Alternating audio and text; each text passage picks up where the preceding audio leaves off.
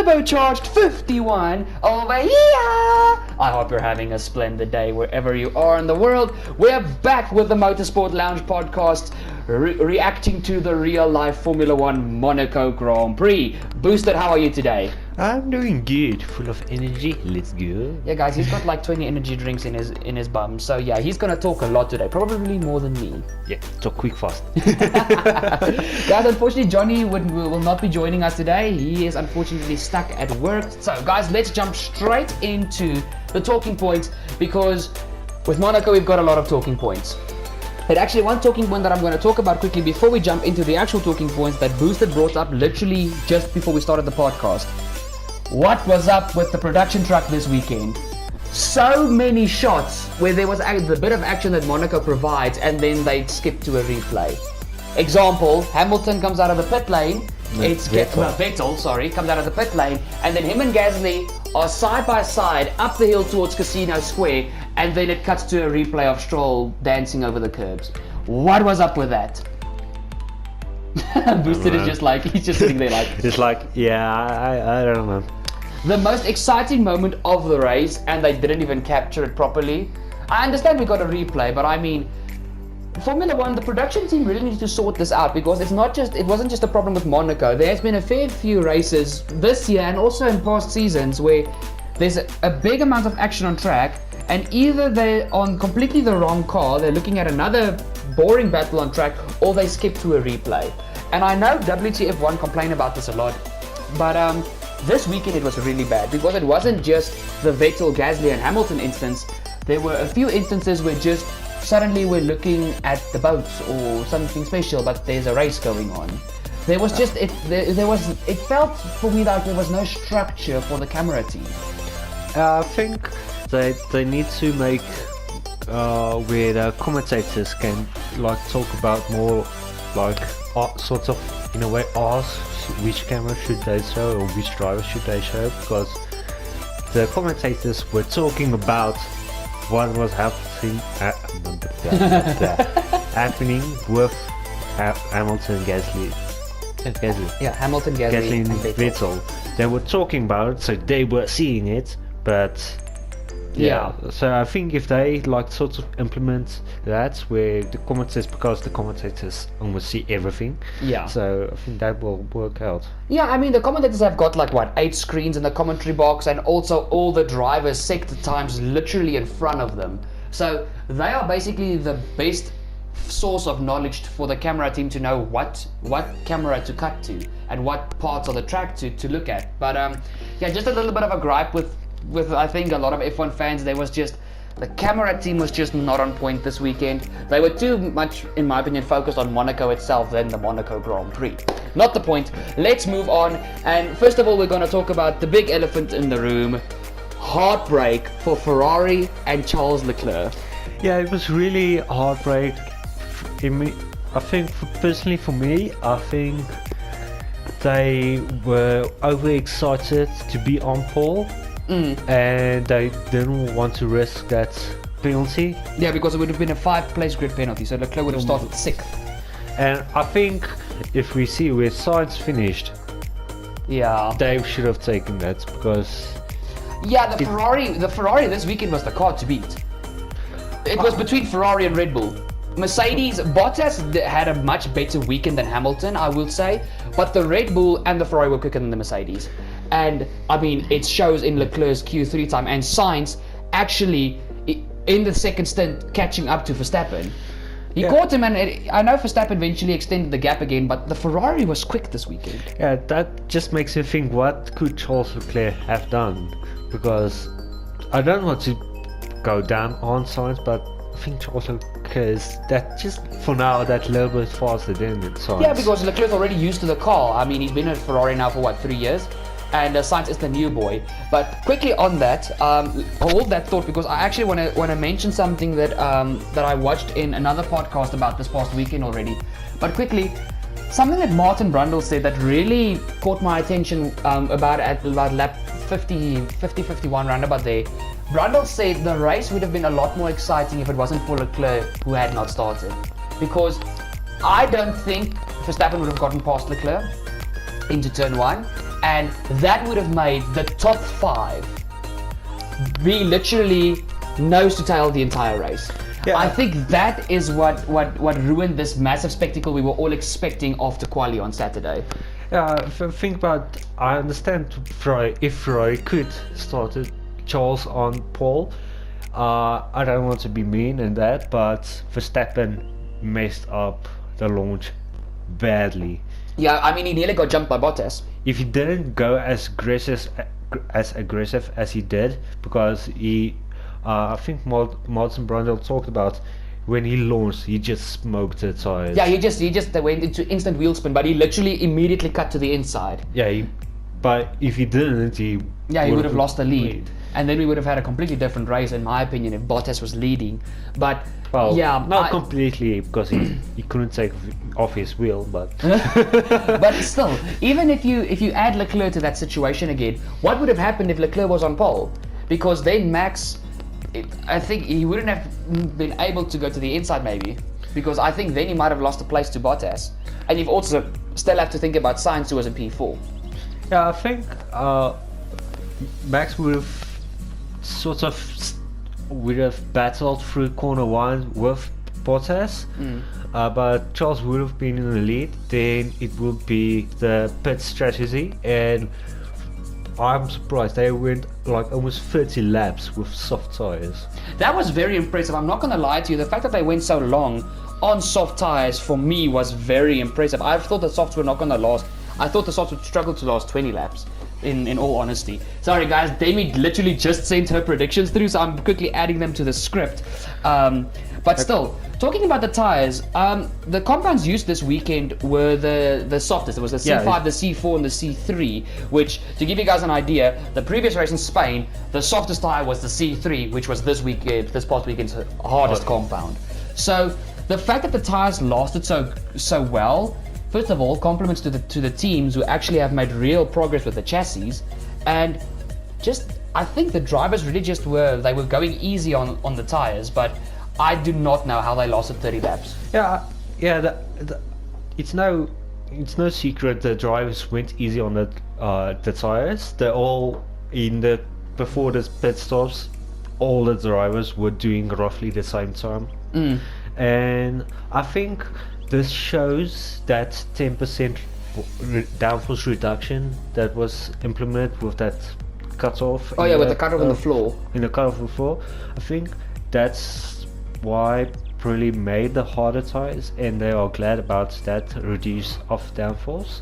Because if it was last year's cars, I would guess maybe lap 25. Yeah, max lap 25. And then your tires would really have been dead. They would have been shot. So the fact that even the hard tires, I mean, the race is 78 laps. So the hard tires, if you look at lap 30, the hard tires went freaking 48 laps. That's a lot of laps. I think with this year's tires are harder than last year's tires. That's also why true. They are slower than last year. And Martin Brundle said the hard tires, if you really take care of them, you can actually, the hard tire, you can pit at lap 1 and you can go through the end of the race. In my opinion, there's good aspects and bad aspects to that. It makes the racing almost always a one-stop, which is less action. But that is a podcast we'll talk about on another day before we go off topic. Can you imagine a Monaco race with a two-star? Exactly. That will be an absolute action-packed Grand Prix. But yes, comes the next question. Do you think Ferrari is back? You're hitting me low. Okay, my team. I'm honestly looking forward to Hungary and Singapore because it's the same style of track as Monaco. It's a very tight, high downforce track. Remember what you said at the beginning of the year when we did the pre-season testing podcast? You said you were worried that Ferrari will focus too much on the power unit and not on the chassis and the aerodynamics. This weekend proved that they did not neglect the chassis and the aerodynamics. But even though Ferrari had an absolutely fantastic weekend, I think when we go back to the more regular, normal tracks, they are still going to be behind Red Bull and Mercedes. But without a shadow of a doubt, they've made a jump, and McLaren have got to worry about Ferrari now. Yeah. Because now the battle for third place in the constructors definitely is on. Because even though Sainz is still the young gun, He's definitely further along than Ricciardo in the same situation at McLaren. At this stage, Norris is carrying McLaren, and if Sainz keeps up progressing like he's now, Ferrari are going to beat McLaren to the constructors come the end of the year. Yeah, I think they will gonna beat them. And interesting fact about the Ferrari's downforce, because the Ferrari was very draggy. It was very draggy. And do you know how they solved that problem? No. They didn't do the rear downforce upgrade because you have those tokens. Yeah. And they get 2 a year. Yeah, they get 2 every season. They changed the gearbox, so they upgraded the gearbox, and with upgrading the gearbox they were allowed to change the downforce spot around the gearbox, so it made it less draggy.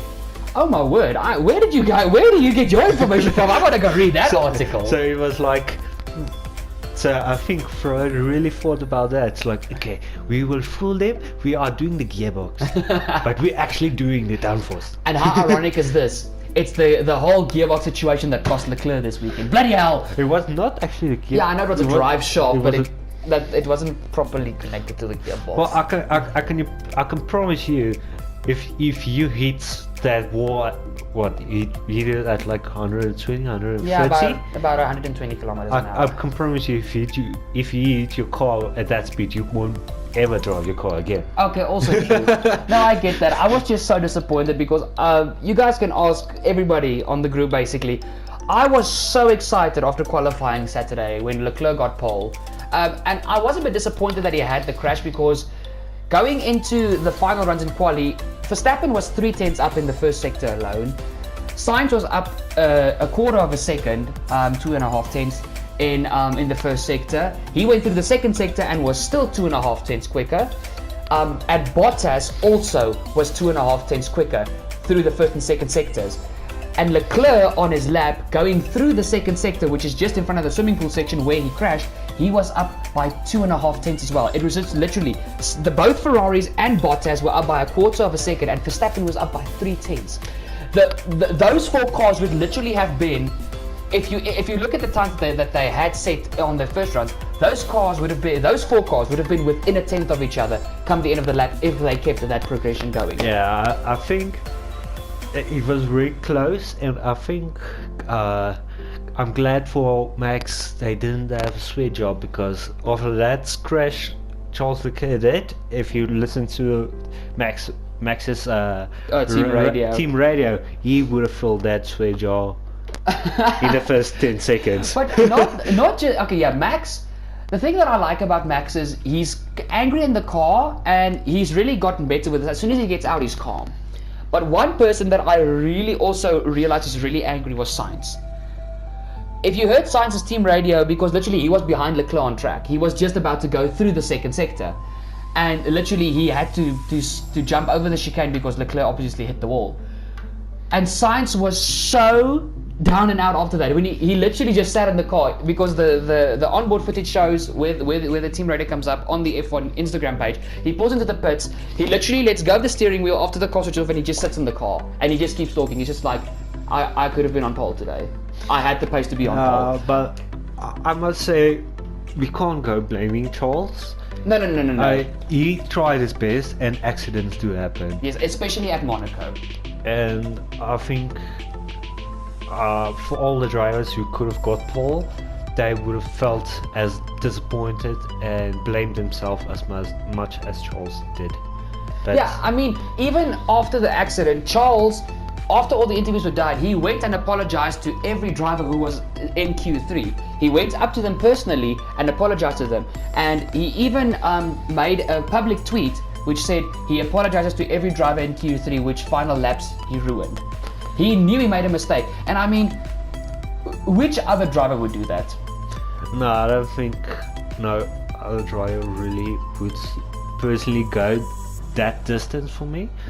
That just shows Charles Leclerc, he will fight you on the track, but he's still a kind-hearted person. Yeah, off track he's still a nice guy, and he realizes how important a Monaco pole position is.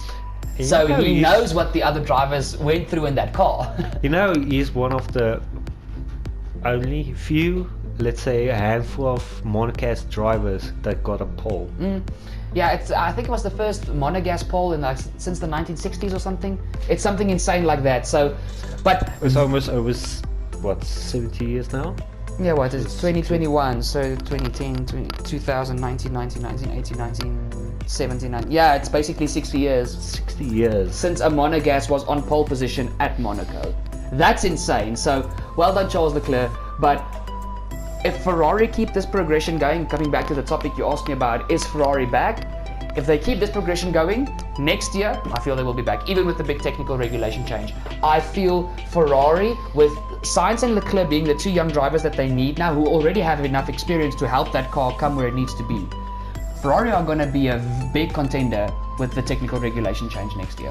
Yeah, and for me, how they reduce their dragginess by upgrading the gearbox, while changing also the aero parts around the gearbox To make the gearbox fit.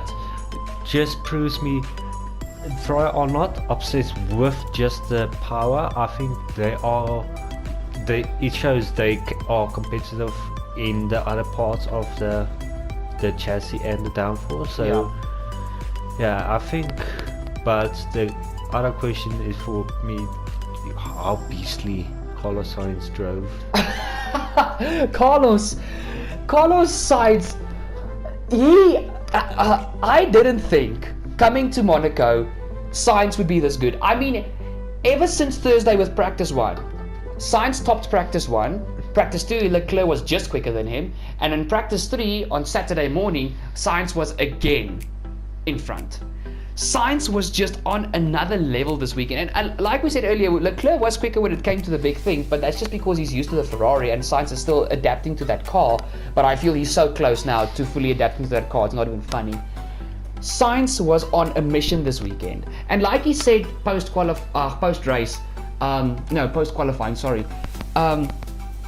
in Monaco, he doesn't know this season if Ferrari will get another opportunity like that to actually fight Mercedes and Red Bull, because they realize Monaco is a very different track towards even other city street circuits. And he was just, I don't know what switch Sainz has on the back of his head or something, but he was turned on this weekend. And oh my soul, I enjoyed every second of it. Yeah, it was. Ferrari made a really good strategy call for once in their life. Okay, so that's also trend I want to see they keep going, because with the more technical circuits, you need a good strategy. Yes, you do. That's why Vettel jumped 3. No, Vettel was behind Hamilton and Gasly, and he jumped them both, so he jumped 2 cars.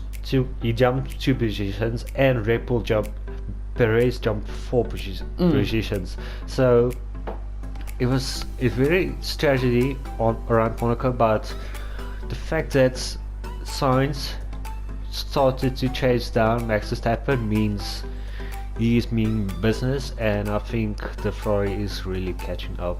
Yeah, I mean, I know Mercedes have, the report was released last week, Mercedes are basically 90 to 95% of their team is officially focused on 2022's car. Red Bull have still got about 30% of their staff working on this year's car, the rest on next year's car.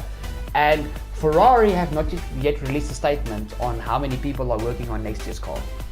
But knowing Ferrari, I don't think we're ever going to get that report, with all due respect, because Ferrari like to hide things like this. They don't want you to know how much they're working on the future. That's always been a theme at Ferrari ever since I can remember. So I'm really looking forward to seeing what Ferrari does heading into next year, and also towards the end of this year, because that car has literally been quicker every single race. Bahrain, it was behind AlphaTauri and McLaren. It was just ahead of Alpine and Aston Martin.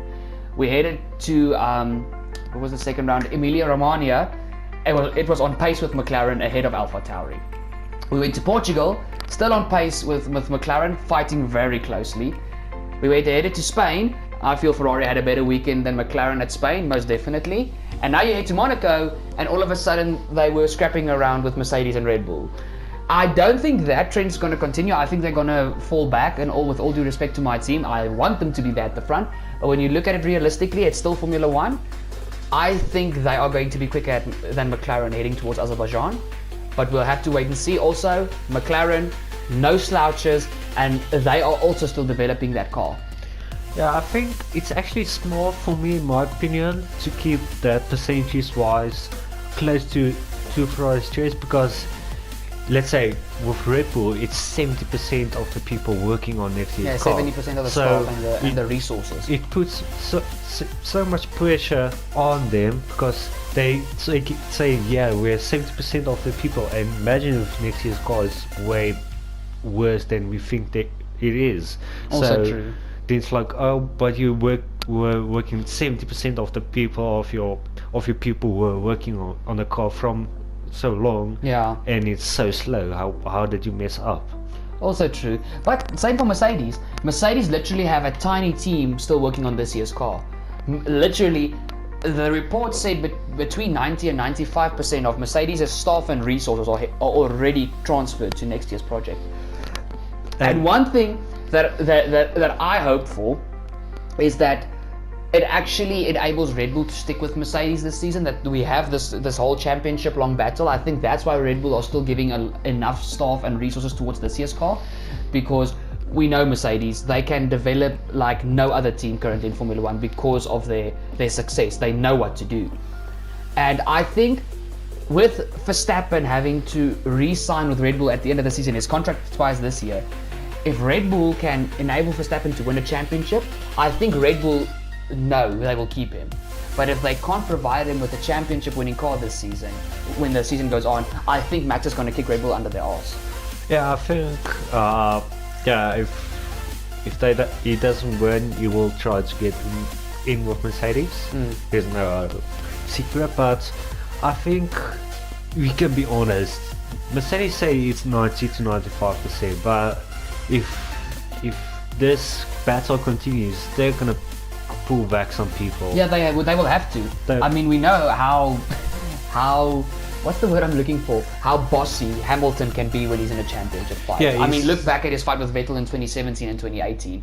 He was hard on Mercedes to make sure that they've got the resources to fight Ferrari. Well, this Monaco race, they didn't completely, like, they messed up Hamilton's pit stop strategy, and he was shouting on them. He was furious throughout that race. Oh my word, Hamilton was furious throughout that race, especially after Vettel jumped him as well. And then also, Bono just had to come onto the radio and say, oh, by the way, Perez is going to jump you as well. Why would you tell him that? Well, I think it's better that he knows, but because afterwards he told Perez is going to jump him. He said, oh yeah, then Hamilton stopped, thought Bottas was still in the race, and they had to tell him, no, you're the lone wolf. Yeah, you're the lone wolf. No, but I have to be honest, even though I'm not a Lewis Hamilton fan, I respect him, but I'm not a fan, I actually felt bad for Lewis this week, because not only did they struggle with Lewis's car, but Mercedes, like Red Bull did with Max back at Spain, Mercedes screwed Hamilton with his strategy. Yeah, they made his race just so much tougher. I don't want to say like, he deserves it, but I feel like he should also come to senses like no one is perfect, and there will be a bad weekend. And we know Hamilton doesn't like losing, but it's sort of on his own. He can also blame himself, because he was the driver that put himself in P7. Yeah. He didn't do the lap he needed, and he knew what work he had, and he knew he was driving at Monaco, and he couldn't even pass Gasly. Yeah, I mean, it was you can't just blame the team, you also have to blame himself a bit. No, I don't think Lewis is just blaming the team, but yeah, Lewis recently has taken a lot of responsibility for everything, but I feel coming to this weekend, it was literally a 50-50 situation. Lewis messed up a lot, but the team also messed up, but it's not just like one side of the story messed up, both sides really messed up. I mean, Lewis struggled so much with oversteer throughout the weekend. Thursday practice, he said in the post-race interview, Thursday morning was reasonable, and then from practice to all the way to the race, they just couldn't get the rear end settled. So he had no confidence in slow speed corners. And how many slow speed corners are there in Monaco? All of them. Exactly.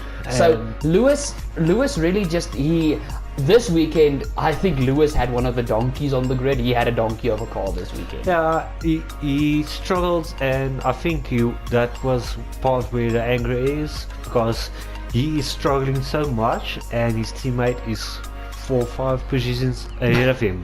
Bottas outperformed Hamilton solidly this weekend. Sorry, but Bottas was on fire. I was really heartbroken when they couldn't get that nut off, because Bottas really drove fantastically this weekend. That was really sad. But for me, the other thing, the team who drove the wheels off their own cars was Gasly for me. Oh yes, Gasly and the 2 Aston Martins, but we'll get to the 2 Aston Martins a bit later. Gasly, look, he didn't have a lot of camera time except for the one time where he could have shined, and then they skipped back to Stroll. In any case, Gasly, his pace this weekend, bloody hell. Tsunoda falls out in Q1, Gasly Q3 ahead of a Mercedes and a Red Bull. Let's stick it on P5. I mean, yeah. What more do you want? Yeah, it was amazing P6, for me. sorry, P6. Yeah, P6. That was just amazing for me. I know he didn't get so much screen time, but you could see, just looking at the timesheets, he kept a 7 world champion behind him. And I know, Hamilton struggled, but it's still a Mercedes. He also put pressure on Vettel. Yeah, he literally made sure there was constant pressure on Vettel so that Hamilton couldn't mount a move. I'm going to say it 1,000 more times, but Gasly, if he ever gets the right opportunity, that guy is a future world champion. Gasly, there is so much talent in that young Frenchman. Yeah, I think there's so much potential, but I don't want to sound rude to saying, but I don't see it in being in a Red Bull. He needs to get out of the Red Bull program. Because he needs to get out of the Red Bull program. He needs to get with McLaren, Ferrari, freaking Alpine for all I care. But he needs to get out of the Red Bull program. And that's not just me that feels that way. There's a lot of people that feel that way. Because for me, the Red Bull looks fast. But Perez is... I thought about it before the weekend. Perez is grabbing because the Red Bull is a bull. Perez is grabbing the bull by the horns, and Max Verstappen is choking the bull already. And they both, while they're busy grabbing the horns and choking the bull, they're also kicking it in the nuts, just to make sure it stays down. Perez is trying to be ambitious, pack the bull by the horn. Max is choking and kicking in his balls. He's driving the car over the limits of the car. And even not just Verstappen, even Perez, he's starting to exceed the limits of that Red Bull. Yes, he's not yet on Max's pace, but Perez every race, I just feel Perez has got a lot of bad luck this year so far, but Perez every weekend is quicker and closer to Max. Yeah, he's getting quicker, but even for me, I hope Red Bull keep Perez, because they need to stop swapping second drivers. Yeah, these young guys with not enough experience. I don't care if they have experience or not. Perez has experience and he's quick. And he's quick, but he's not at Verstappen's pace. But even Verstappen's dad says he's overdriving the car. And for his dad to say that, you know how... Yeah, Jos is, that's a freaking podcast on its own. He's a very strict person, so for him to say that his own son is overdriving the car just reassures you that they need to give Perez more time. Yeah, they do. But I mean, even Christian Horner said it after qualifying, because Paul Di Resta asked Christian, why was Perez lacking so much pace? I mean, Perez qualified in P9. He only outqualified Giovinazzi. And even Christian Horner said, just like Gasly and Albon, and he even mentioned Kvyat when Kvyat was alongside Ricciardo. Even Horner said, just give Perez more time. Yes, he's got experience and he's getting used to the car a lot quicker than Gasly and Albon did. But even Red Bull know that is one of the hardest cars on the grid to drive fast. And Max has gotten used to this car. I mean, he's been with Red Bull since 2016, and he's gotten used to this taking the bull by the horns type of mentality. This car is tough to drive. I need to overdrive it to get pace out of it. And these other drivers coming from other teams, or AlphaTauri, or back in the day Toro Rosso, they got a car which they could get in. The car would be built around them, and they could push the car towards their limits. The Red Bull is a car that needs to be pushed to its limits. You need to exceed your own. And if you think about why is Verstappen doing so good, because Red Bull said that this year's car is surprisingly more stable at the rear end than last year. Oh yes. So that's why even a slight chance of more stability for Verstappen, he will go quicker. Yeah, we know Max is a foot to the floor type of driver. I mean, last year he complained that I think it was at Silverstone, when he would come out of left field, the hairpin before you go head towards not tobacco, that's a Monaco corner, towards Cops. Coming out of left field, they even said, why is there so much turbo lag? My foot is flat 3/4 way through the corner. Why is the car not pulling? And they literally had to do a new tune setup for Max so that the car would quicker apply the throttle, because Max we wanted to see it. And it was that weekend, where the second weekend in Silverstone last year, where they had the softer tires, where basically Max qualified on the hards. And that shows you the essence of Max Verstappen. I mean, I also feel Gasly is not an easy teammate to be matched up against, especially after the season Gasly had last year. Gasly is running on momentum at this stage. I mean, in my personal opinion, Gasly had a bad race in Bahrain, but if you think back to the entirety of 2020 and 2021 except Bahrain, when has Gasly had a bad weekend? He always shows up, even though the AlphaTauri, like we've spoken in previous podcasts, is not very friendly on heavy fuel, but Gasly is just always in the points. And Tsunoda, to me personally, when he got points in Bahrain, I thought, like, okay, this kid is here, he's really going to give Gasly a run for his money. And after Bahrain, Tsunoda just hasn't come to the party yet. He's just struggling to fit the car, because remember, Gasly at AlphaTauri, he knows the people, and they know how he wants the car and everything. Yeah, also true. And Tsunoda, he is hard on himself, and yeah, he's like Verstappen. He's extremely hard on himself, and he's struggling to understand why his teammate is doing better, but the things is sometimes even trying to apply the same type of setup, and he doesn't get the pace his teammate is. Now, look, one thing we need to remember is Tsunoda is a rookie, and I mean, if you look at his progression, it took him 3 years to get to Formula One, ever going into the high-performing motorsports. So Tsunoda really got to Formula One quickly, and Tsunoda is still very young.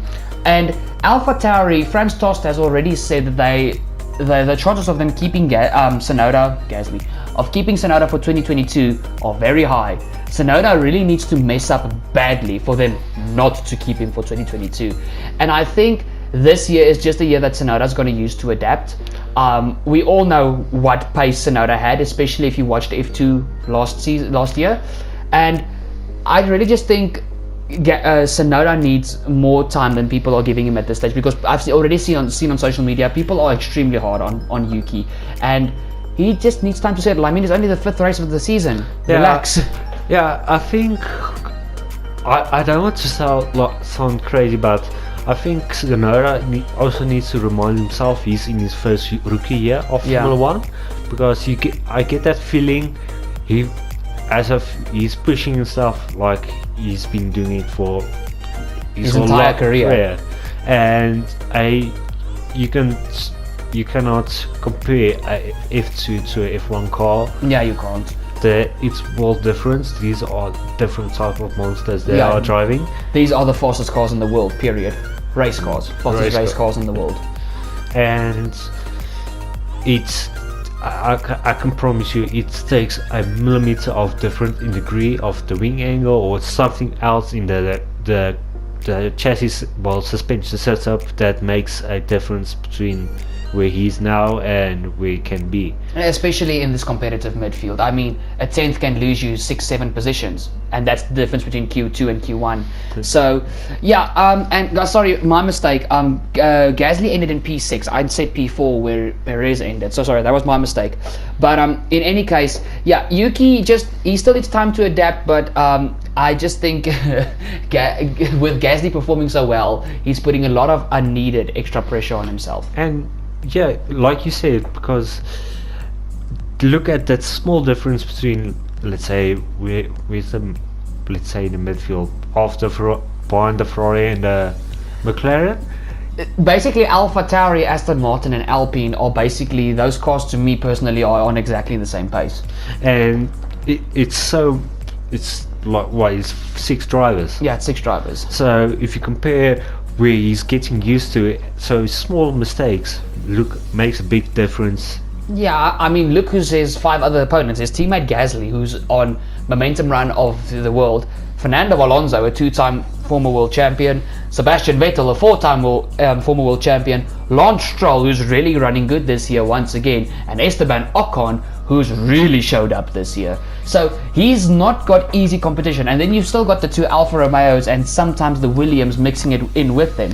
I mean, you've got Russell and Latifi, and then freaking hell, Raikkonen and Giovinazzi. And I mean, what a weekend from Gio. We'll get to that now, but yeah, he's not within easy competition. Let's just put it that way. Yeah, it's small margins, and he needs to remember that small margins makes a big difference on the timing sheet. But if you really think about it, it's still small margins. Yeah. So yeah, it's a 10th behind, but it's 10th between 17th place and 10th place, for instance. Yeah. So Tsunoda, I know somewhere this season something's going to click for him, hopefully. Otherwise, most definitely in 2022. But we just need to give Tsunoda more time. Now, heading in towards talking about the 2 McLarens. Let's talk about poor old Daniel Ricciardo. If there was a driver that was unreasonably tough on himself this weekend, it was Daniel Rick. Yeah, but yeah, for me it's just he's still searching for those questions and answers for himself, because he feels like, okay, I think he's realizing Norris is very fast, and I think he's faster than Ricciardo expected. I want to say Ricciardo expected to be faster than Norris in the start of the year.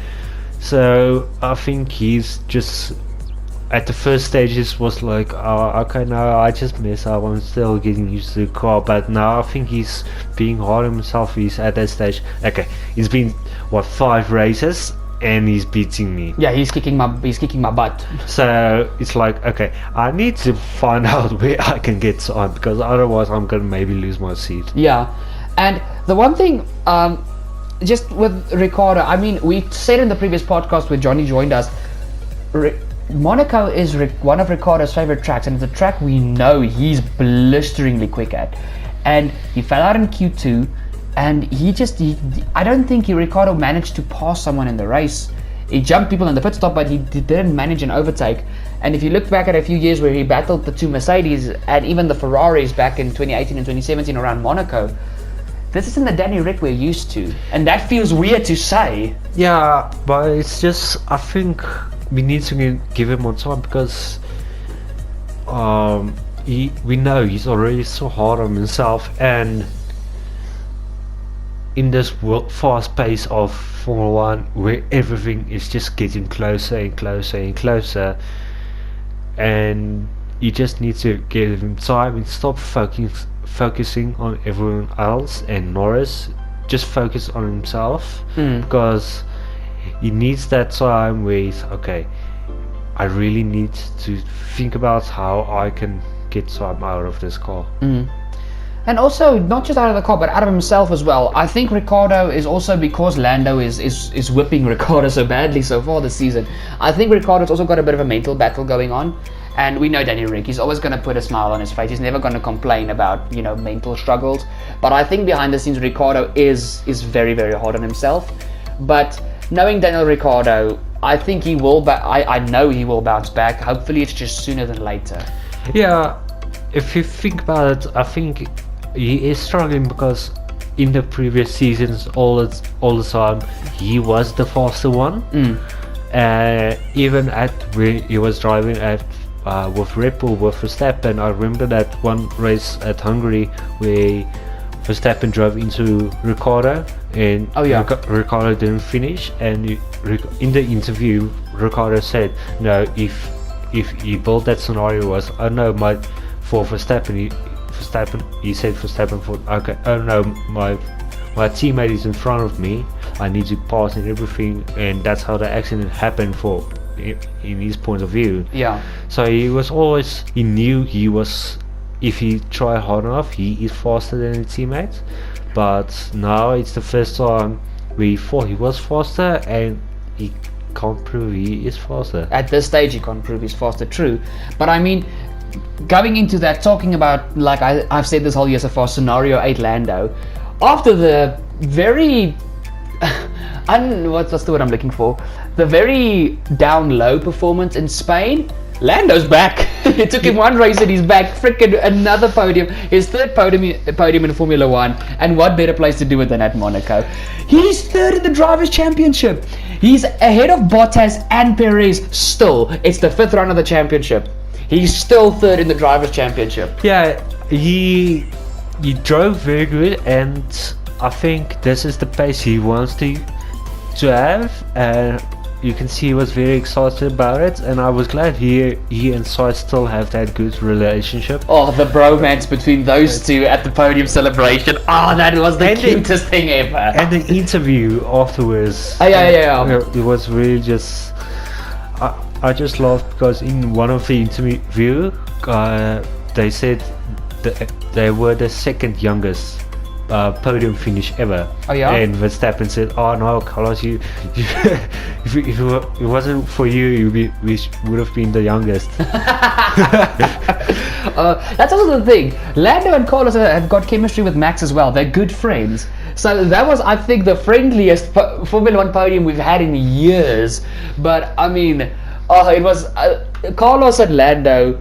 Literally, that's the best friendship I think Formula 1 has ever had when it comes to drivers. I love that. But just well done to Lando, another third place, and he was under a hell of a lot of pressure from Perez in those final 20 laps. Yeah, Perez pushed Lando hard and he kept Perez behind him. So that to me was Lando's standout moment of the race. He kept Perez behind him. Perez didn't know what to do. Yeah, he kept Perez behind him, and even before Perez caught up, I think he was sort of putting pressure on Sainz. Yeah, he was. Bottas didn't pit. Yeah. After Sainz made a push to try and catch Max, and Carlos's tires started to grain a lot, Lando's tires were starting to come into their cycle, and he actually managed to get to start pushing Sainz, but after the race there was reports that McLaren actually told Lando, rather back off, otherwise you're not going to have enough tires left at the end of the race, and he nearly didn't have enough left. But luckily Lando did back off to keep Perez behind him, because obviously McLaren would rather take a P3 than him pushing for P2, and then at the end of the race he gets passed by Perez and loses the podium in a hole. So I know all the Lando fans that they would have been like, oh, it would have been so good to see Lando in P2, but I was so satisfied with Ricciardo with Sainz in P2. We've talked so much about Ricciardo now. With Sainz in P2. And can we talk about how sexy the McLaren looked? Oh, that Golf livery. They have to do that for 2022. Please, McLaren, if you ever listen to this podcast, use that livery for 2022. That car was gorgeous. Yeah, it was just, for me, it's like, you can, and it stood out. It was like, yeah, it stood out like a sore thumb. I know the orange stands out, but damn, that baby blue. Oh, it was beautiful. And even with the sponsors, with the black sponsors, it just looked so clean and smooth. No, that car was absolutely stunning. Absolutely stunning. I really hope that they do a Golf livery like that for 2022. I hope when F1 2021 comes out, they give an option to put on that Golf livery on for McLaren, because yeah, I really hope. Cody's listen, put that on as an option to switch between the liveries for the McLaren, please. Please, or at least just give us it for Monaco, even if you want. But in any case, so guys, we're done talking about McLaren. Actually, yeah, we are done talking about McLaren. Okay, heading in towards Red Bull. Just a quick talk. Obviously, Max won. Beautiful race from Max. After he just got the start done, Max was basically untouchable. Even though Bottas put a lot of pressure on him for the first stint, but yeah, obviously Bottas did not pit. So yeah, for me, for Max. He was, I think,